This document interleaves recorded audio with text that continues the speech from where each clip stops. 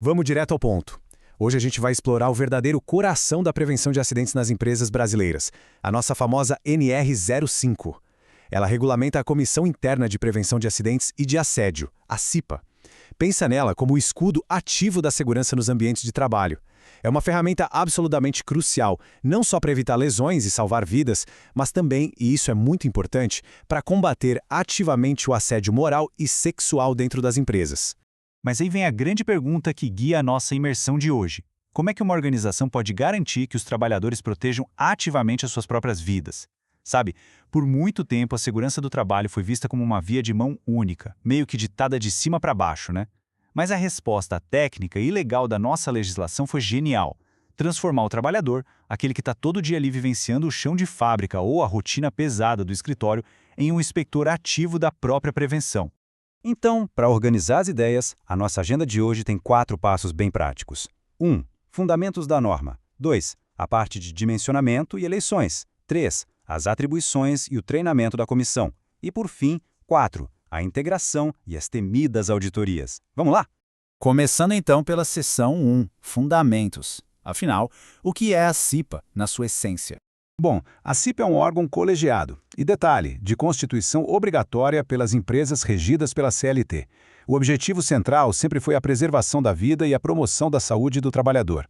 Mas olha só que ponto de virada importante nós tivemos em 2022. A norma foi atualizada e a CIPA virou a Comissão Interna de Prevenção de Acidentes e de Assédio, ou seja, ela ganhou o poder e a enorme responsabilidade de atuar fortemente na prevenção e no combate ao assédio sexual e outras formas de violência no trabalho. Um verdadeiro marco na nossa cultura prevencionista. Entrando na seção 2, a engenharia da CIPA, vamos falar de tamanho e de processo eleitoral. Para dimensionar a CIPA, o quadro I da NR5 é literalmente a bússola de qualquer profissional de segurança do trabalho. Como funciona? Você cruza o agrupamento do setor econômico da empresa, que vem lá do SENAI, com o número total de empregados daquele local de trabalho. E pronto, o ponto de interseção na tabela te dá a quantidade exata, obrigatória, de membros efetivos e suplentes. Então, não tem achismo aqui, tá? É uma exigência matemática e legal super rigorosa.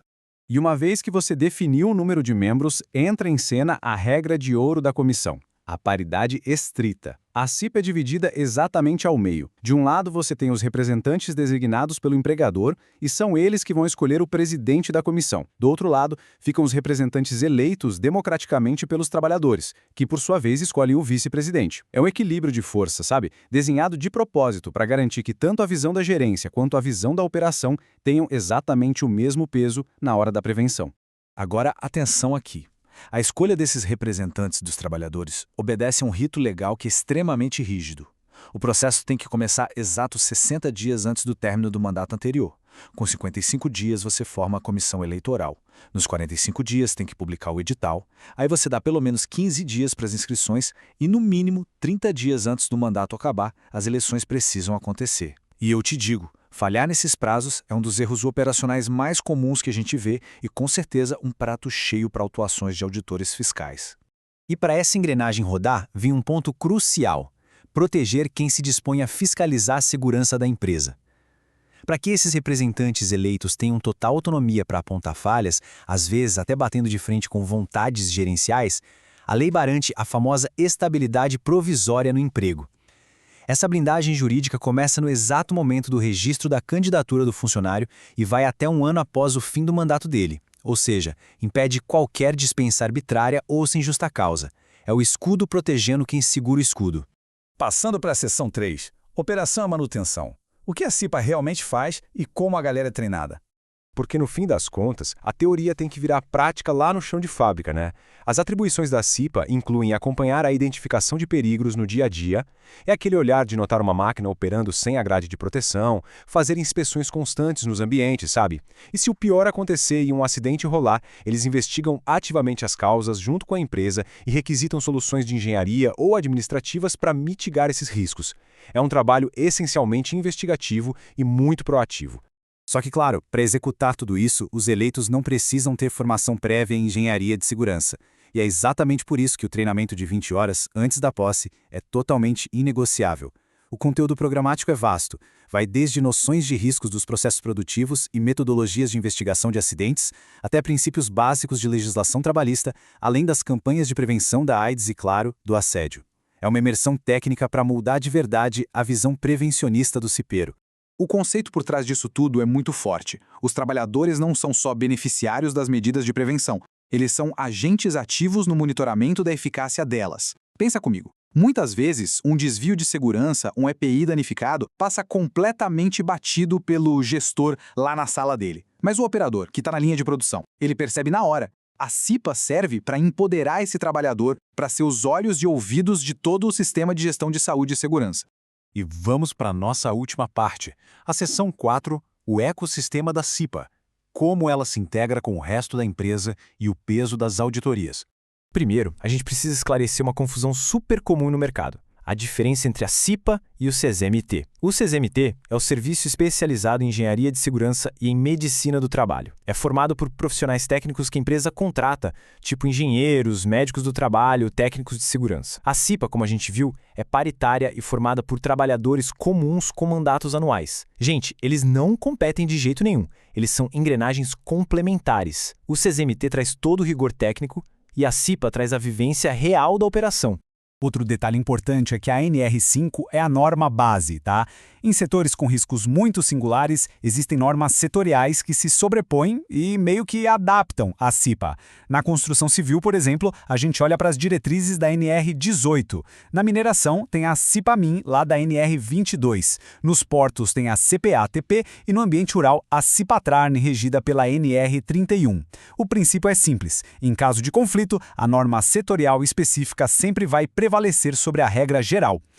E olha, a comissão não é uma ilha, ela trabalha de forma super integrada. A CIPA alimenta e é ativamente integrada ao Programa de Gerenciamento de Riscos, o nosso PGR lá da NR01. Eles também têm que analisar e debater o relatório do controle médico, o PCMSO da NR7. E claro, tem um papel vital de fiscalizar e orientar o uso dos EPIs, os equipamentos de proteção individual listados na NR6.